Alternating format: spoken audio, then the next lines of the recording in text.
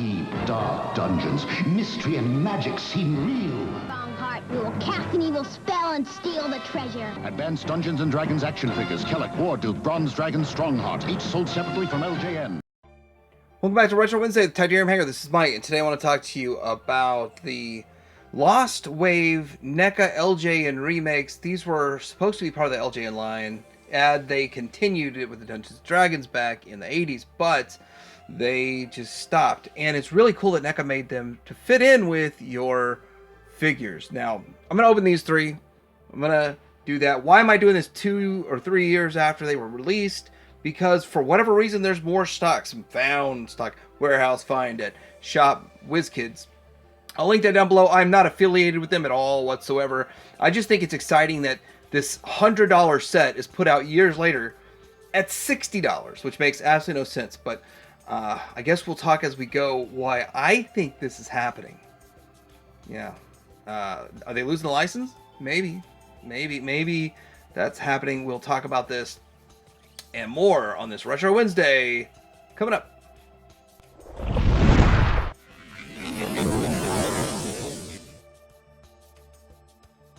I guess we'll start small here. We've got this Skyla here.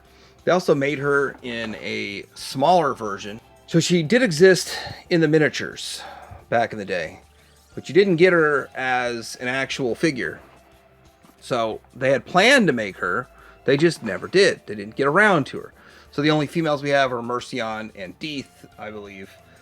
And so with that, we'll keep that one there for later. Now I'm going to open these so I can still put them back in there with the old trim around the edges here. That'll pop her out of there. All right, so here she is, and all this work to, preserve the packaging. And I didn't even show the back of the packaging. So this is fascinating. So this kind of gets into what I was, before we talk about her. This shows the figures that were never released. And look at this. So this the packaging itself predates the Ultimates line. And we haven't gotten anything new from the Ultimates line. I mean, the one thing we don't see on here is Elkhorn. But there's only 5 figures they made that I know of. And they haven't announced or made anything else. They haven't said they're losing the license yet. But when companies like McFarlane and them lose the license, then what happens to those last 3 months or something? Once they lose the license, they get 3 months or something along those lines to 90 days, maybe 180 days, something like that, to clear out existing inventory. Well, this appears to be existing inventory that they're trying to clear out. I mean, that's how it looks to me. That's why I think they're putting these things out for $60. But let's get into good old Skyla here and take a look at her. Now, I do wish the bubbles had something on them that they could stand on their own. She's got this staff with her. She's got this, it's a separate pieces of belt with this cloak she's wearing, her dress, and she shows some leg. So that's the intention. That's how it's supposed to be. And her hardback's not supposed to fall over. With that, this clips on. It feels a little different than something that LJN would have done. But at the same time, as they started progressing, they did start making changes, and figures started feeling a little different. She's got her hair, silver hair. So before gray, now it's silver. The silver hair, I knew a girl that dyed her hair silver, and she's like, it's all the rage. I said, you look like you're 70 years old now. So, and she was only in her 30s. She didn't like that, but. So there's the staff. She's got this dagger. She's got a crow. Is it a crow? Her bird. And the thing about that bird is it clips on kind of shipwreck style. So, and they did have Hockler before who has a bird, but that's more like giant claw on there. Now she does come with 2 other accessories.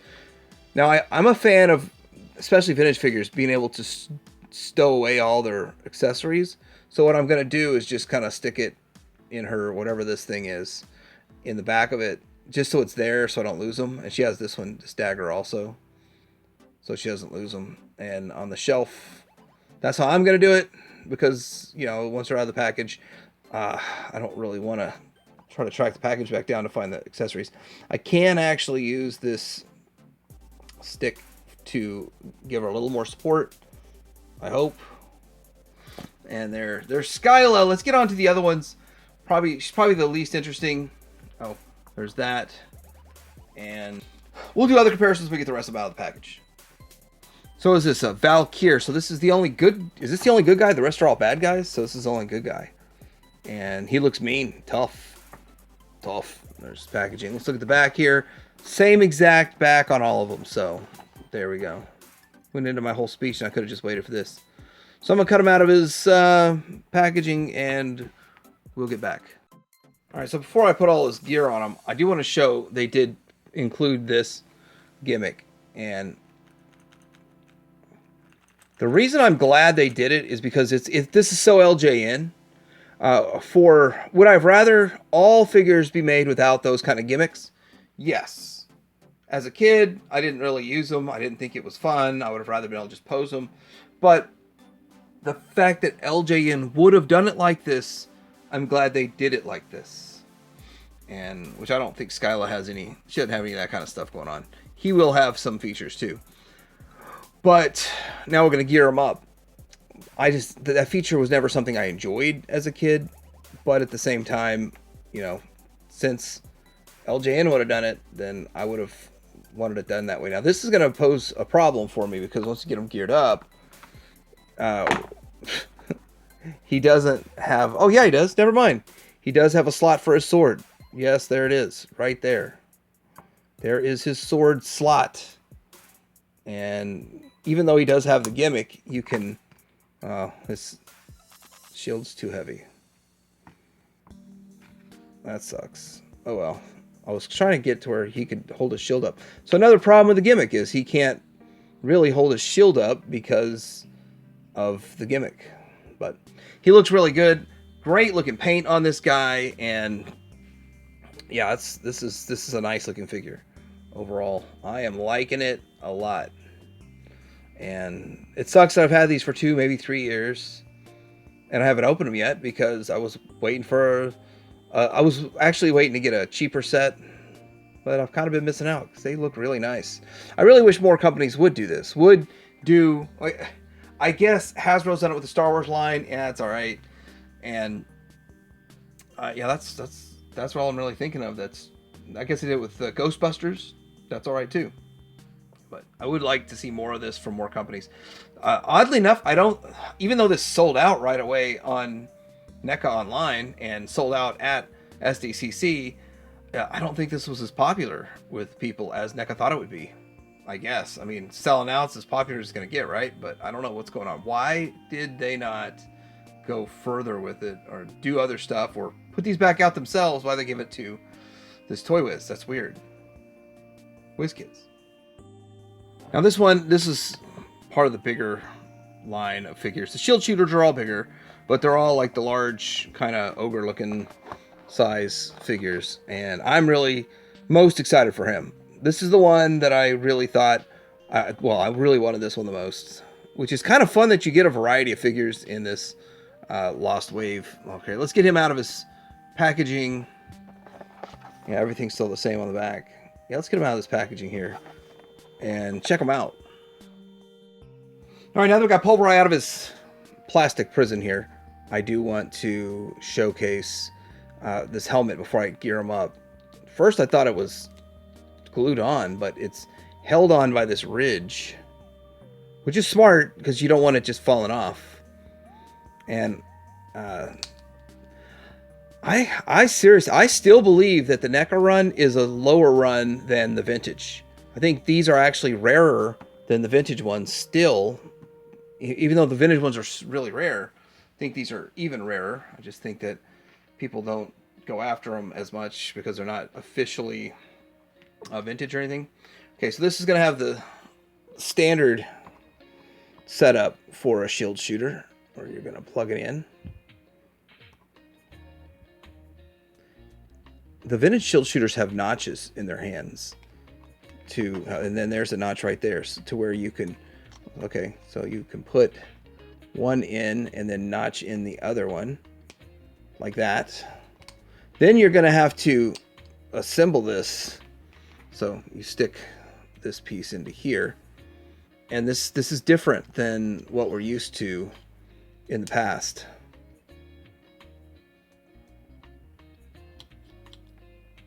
Yeah, it doesn't go in So it's going to have a, I guess it's going to sit out a bit, which is different than other shield shooters.